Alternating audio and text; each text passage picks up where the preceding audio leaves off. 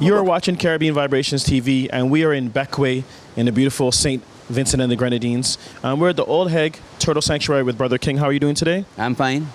Yes. All right. Now, we're hearing this interesting story about how you used to be involved in turtles in a different way, but now you've started this sanctuary. So tell us how you started this endeavor.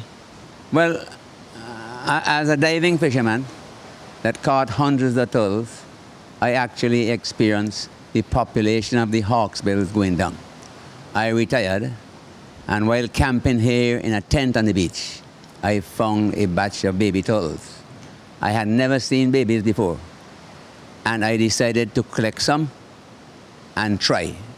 Put them in a small basin of seawater and see if I could get them to feed, what they will eat, and it took me 7 days to see them eat. So I was eating a tuna fish sandwich one morning, and a piece of the tuna fell into the water, and all of them went at it and ate it up. So I then realized they will eat canned tuna and eventually canned sardines. Yeah. So, I mean, you talked about it a bit, where you said you experienced the decline in the turtle population. Why is it so important to save these turtles? Well, a lot of people, even who go diving, don't observe as much as they should. We are dealing with a creature that is going to live 200 years. I decided that this 200-year-old thing has a reason to live so long. But in my diving, I saw hawksbill turtles grazing algae from coral. That algae will kill the coral. But if they eat it, the coral will stay alive and we'll have some reef. Then we all know that all turtles eat jellyfish when they're young. And by millions and millions of babies all over the ocean eating jellyfish, it keeps down the population of jellyfish that we can enjoy the sea.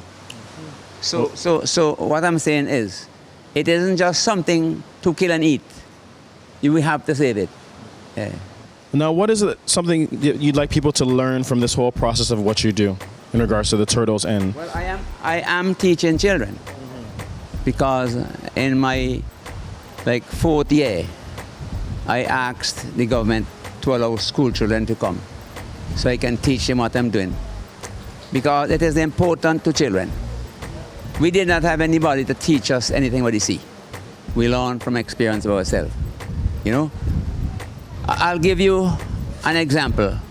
When I was growing up, we had no tourists at all. No transportation for them to get here. And our ocean, our reef was full of everything. Turtles was everywhere, fish and lobsters everywhere, and we had nobody to see them. Now tourists are coming to snorkel in our reefs. There's hardly anything left. So I'm teaching the children to leave these things alone so that they could use them to take people out to see them and make money from them. Yeah. Okay. Is there anything else you'd like to tell our Caribbean Vibration viewers? Well, I am here now 22 years.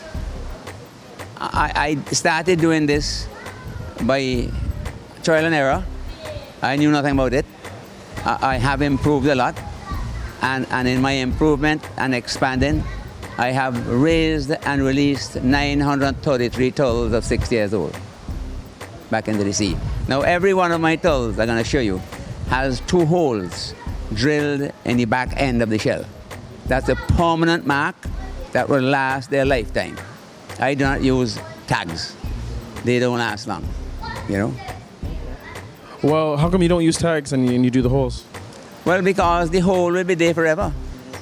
The holes will last 200 years because it's drilled through the shell and it becomes a part of the body, you know. Tags are pulled out by other fish. As it glitters in the sun, it looks like a fish. And other things go at it and pull it out, you know. Well, thank you so much for your time, Brother King. Yes, you're welcome. You're welcome. Thanks for coming. Yeah. And you're watching Caribbean Vibrations.